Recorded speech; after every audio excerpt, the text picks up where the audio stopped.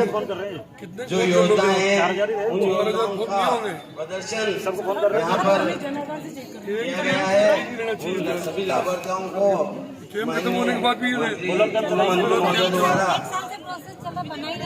दिया जाएगा लाभान्वित योजनाएं जो PM-WAY, PM Svanidhi, PM Vishwakarma योजनाओं का पहुंचाने के लिए विकसित भारत संकल्प यात्रा का 1 दिवसीय शिविर आज इस प्रांगण में उसको तो क्या सेकंड थर्ड 155 तो आपके ध्यान में है।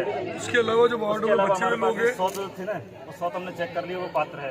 1000 निकलेंगे यहाँ पर, तो हमने सबको जो अनाउंसमेंट करवा रहे हैं, पूरा फॉर्म भरवा रहे हैं। जब से मैंने वार्डों में थोड़ा बड़ा आदमियों को लगाओ, ये भराना बहुत जरूरी है। 2029 तक सबको कंप्लीट आ जाएगा। वार्ड पार्षद भी थोड़ा सा वो करेंगे ना, तो वो लेंगे, खींच करके लेंगे। लड़ना ही चाहिए वो तो। इसमें कैसे अपन व्यक्ति को सूचना दे कि हाँ तुम पात्र और तुम ये जो है कर लो, कैसे करें? या तो अनाउंसमेंट वगैरह करवाए, हमें दोनों उसकी सूचना हम करवाएंगे। अनाउंसमेंट डोर सर्वे करवाते हैं, जो तो गैस देने जाते हैं तो ऑलरेडी है सब चीज ऑलरेडी है। इसका कोई दिमाग लगाओ है। कौन कौन कर्मचारी अधिकारी नहीं है लगी मैं बात करता हूँ। नहीं बोलने से नहीं आया क्यों नहीं? एसडीओ साहब तो मान लो रिलीव होकर चले गए, बाकी सबको आना चाहिए था।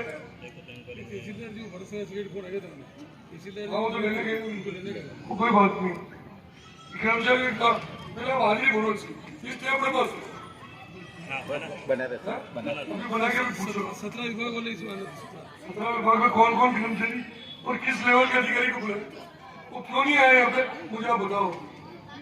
फिर तो हमारा इस यात्रा का कोई मतलब ही नहीं है अगर कर्मचारी अधिकारी इस बात का विचार नहीं। मैं हमेशा एक बात कहता हूँ कि कर्मचारी अधिकारियों की जिम्मेदारी है।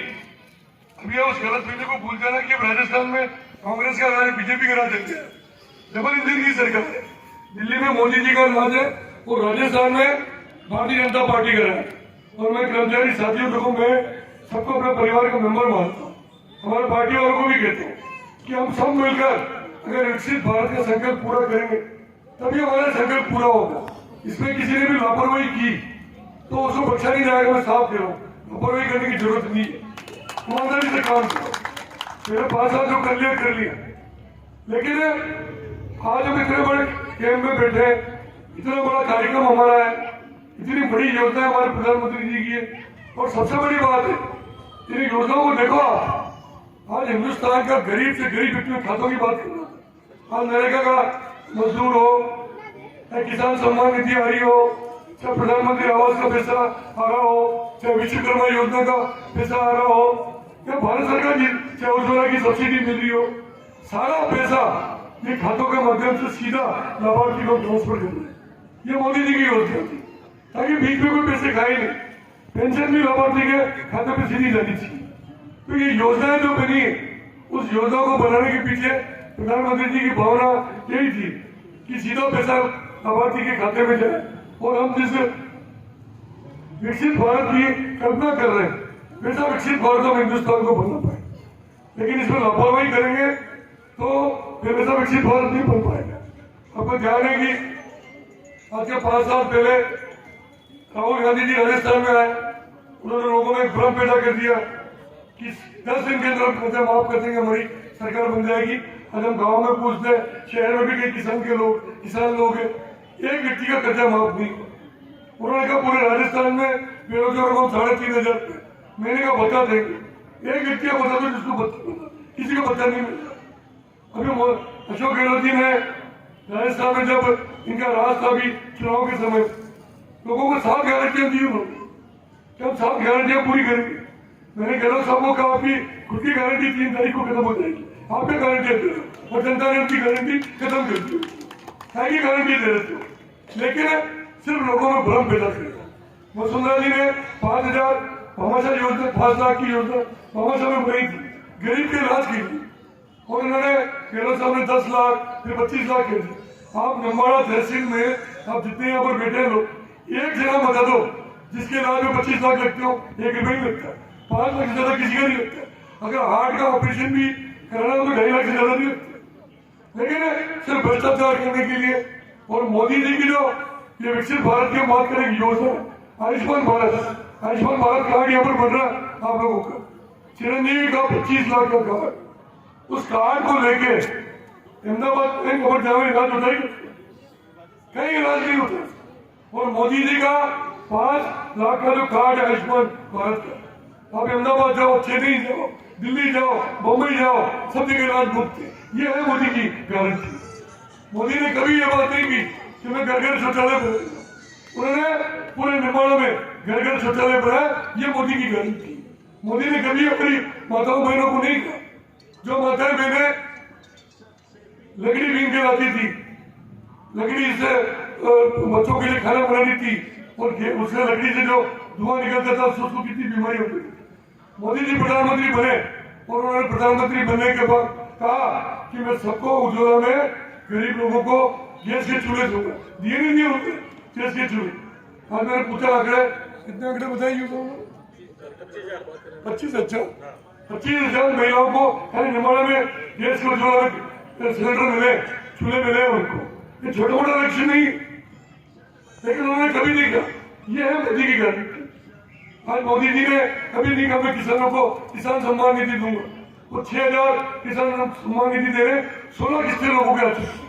अब उन्होंने कहा राजस्थान में हमारी सरकार बनेगी, 6,000 का 12,000 कर रहे।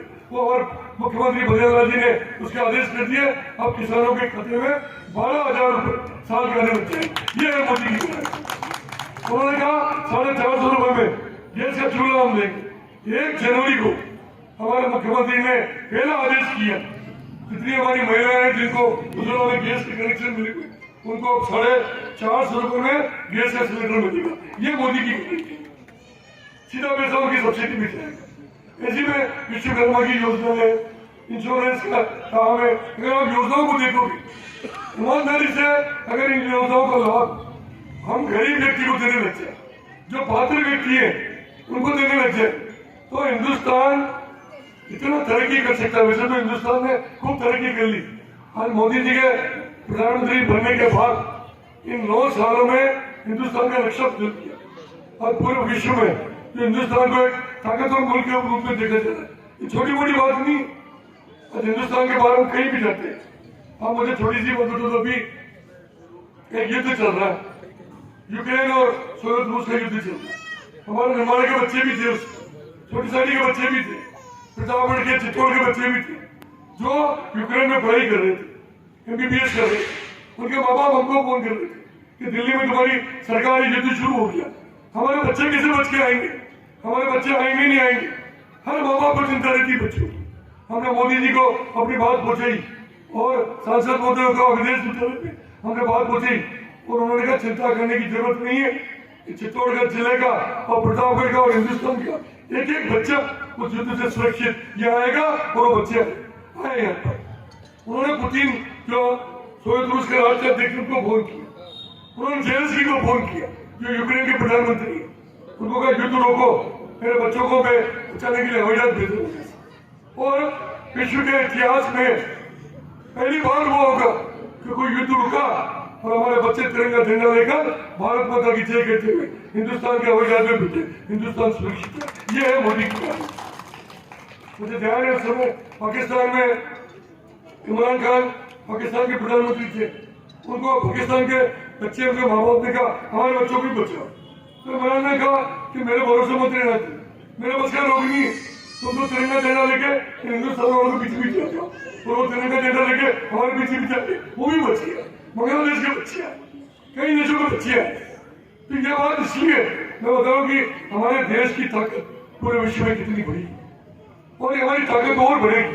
आज हिंदुस्तान जो 11 नंबर पर अर्थव्यवस्था थी हमारी, आज हिंदुस्तान 5वें नंबर पर। और ये बात तय है कि 2029 में चुनाव में नरेंद्र मोदी तीसरी बार इस देश के प्रधानमंत्री बनेंगे, दुनिया की कोई ताकत रोक नहीं सकती। और तीसरी बार वो पीएम बनेंगे तो हिंदुस्तान तीसरे नंबर पर। और उन्होंने कहा है 2047 तक हम पूरे हिंदुस्तान को विश्व का सबसे ताकतवर मुल्क बनाएंगे, जो विकसित मुल्क हम कहते हैं जिसको। अभी प्रधानमंत्री आवास की हम बात करते हैं, हजारों लोगों को प्रधानमंत्री आवास के मकान मिल रहे हैं। 2029 का हमारा लक्ष्य कि 2029 तक जिस व्यक्ति के पास खुद का मकान नहीं, छत नहीं है, उसकी छत की व्यवस्था 2029 तक मोदी जी ने कहा एक व्यक्ति हिंदुस्तान में बाकी नहीं रहेगा जिसके पास खुद की छत नहीं है, खुद का मकान नहीं हो। और 100% मोदी जो कहते हैं वो करते हैं, और जो नहीं कहते हैं वो भी वो करते हैं। ये करके उन्होंने दिखाया।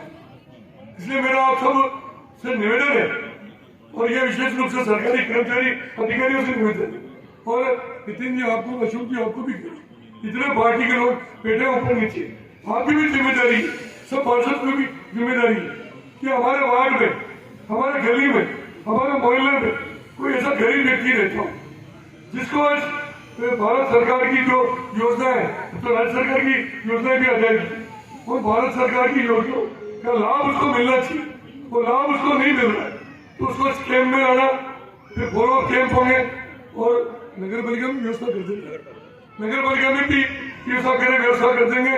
तो ई मित्र के थ्रू बनाना, चाहे उसका फॉर्म भरना, रजिस्ट्रेशन कराना, आयुष्मान का कार्ड बनाना, तो मैं सब लोगों को एक ही बात हमेशा कहता हूँ, दुनिया में आए तो कुछ अच्छा करके हम जाए, इस बात का थोड़ा विचार करना। एक गरीब व्यक्ति का हम अगर भला कर देंगे एक दिन, एक गरीब व्यक्ति का फॉर्म हमने भरा दिया यहाँ के, उस दिन रात को नींद अच्छी आएगी तुमको, क्या मैंने गरीब को भला किया, बाकी तो कोई मतलब ही नहीं।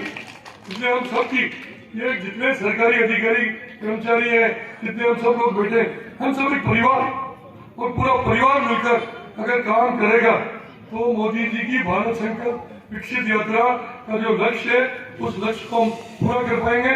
और सबसे बड़ा काम जो मोदी जी ने किया है, हम कहते थे ना कि हिंदुस्तान में रामलला का भव्य मंदिर बनना चाहिए, बनाने वाला मंदिर 22 तारीख को राम जी अपने मंदिर में विराजेंगे, उस दिन निवाड़ा में केवल बननी चाहिए। लोगों को लगना चाहिए कि 550 साल में जो विवाद चल रहा, और विवाद को मोदी जी ने बैठ के निपटा के अयोध्या में राम मंदिर की स्थापना होगी, ये मोदी की गलती। इसलिए मेरी आपसे हाथ जोड़ के विनती है कि आज इस कैंप के माध्यम से हम लोग जितने लोगों को लाभ दे सकते हैं, कि शाम को 6 बजे तक कैंप चलेगा, इस कैंप में जितने लोगों को ला सकते हैं, फोन से बुला सकते हैं, चाहे वो प्रधानमंत्री आवास वाला व्यक्ति हो, चाहे वो उज्ज्वला के फॉर्म किसी बैंक के भरने हो, चाहे विश्वकर्मा योजना में किसी को बेरोजगार को रोजगार देना हो। अभी जी का मैं कितने तो ये सब सोशल ग्रुप कितने बने हुए हैं, कितने सरकारी ग्रुप भी बने हुए हैं, और इसमें कितने ग्रुप हैं? लगभग 100 से ज्यादा ग्रुप बने हुए हैं। 100 ग्रुप है, क्या है कोई ग्रुप वाला? अपने व्हाट्सएप ग्रुप क्या है? व्हाट्सएप ग्रुप नहीं, आजीविका में जो ग्रुप बने हुए ना, सब सहायता समूह वाले हैं ना, स्वयं सहायता समूह वाले नहीं, कौन है मैडम यहाँ पर? सीमा मैडम है। सीमा जी इधर हो, आप समझे नहीं, हमने इसमें निर्देश दे रखा है, अपनी जवानी अपनी कहानी, किसी एक के कितनी योजनाएं हैं, उन योजनाओं की एक महिला पुरुष जो भी हो उसको यहाँ बुलवाओ कि मुझे ये फायदा हुआ है, तब लोगों को पता लगेगा। इसको बुलवाया, इनका नहीं बुलाया, कोई है क्या यहाँ पर? ग्रुप वाला कोई नहीं है यहाँ पर, स्वनिधि वाले हैं सर, ये स्वनिधि वाले हैं, मेरी कहानी मेरी जुबानी में। तो पीएम से आके पूछी कह रहा हूँ, स्वयं सहायता समूह से को बना के काम कर रहे हैं, उसका डेमो भी नहीं कर रहे हैं, ऐसे आइटम बना रहे हैं वो, कोई बनाना चाहिए ना। इतने बड़े शहर में स्ट्रीट वेंडर के कार्ड भी है सर उसमें, स्ट्रीट वेंडर के अरे कार्ड में छुट्टी का मैं कह रहा हूँ, वो जो आइटम बना रहे आइटम, तो मैडम तो कुछ आइटम का प्रदर्शन करते हैं ना, पता लगता है स्वेटर बना रहे हैं कि दीपक अगरबत्ती बना रहे हैं, छोटी मोटी चीज सब बना रहे गाँव में लगा रहे हैं। और यहाँ तो अलग है ना, गाँव वाले शहर वाले गाँव में नहीं लगे, उनको यहाँ पे बिठाना चाहिए आपको, बस कैंप तो लगेगा नहीं वो नहीं, ये तो कैंप आज ही है, नगर पालिका में बिठाओ, एक बार कैंप चलेंगे अपने, फॉलो कैंप में लगाओ, लोगों को दिखाओ तो सही, इन महिलाओं को पता लगेगा कि एक समूह बनाने से सरकार पैसा दे रही है हमको, और बेरोजगार महिलाओं को रोजगार कैसे मिले, विश्वकर्मा योजना से भी किसी को लाभ मिला हुआ उसको भी बोला। देखो मेरे भाषण देने से, आपके भाषण देने से लोगों को फर्क नहीं पड़ेगा, दे लो, कृषि विभाग वाले भी नहीं है, क्यों नहीं है?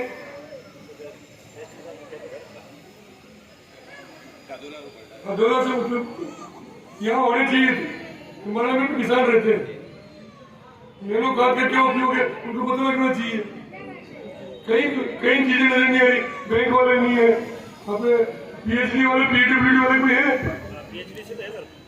कौन है?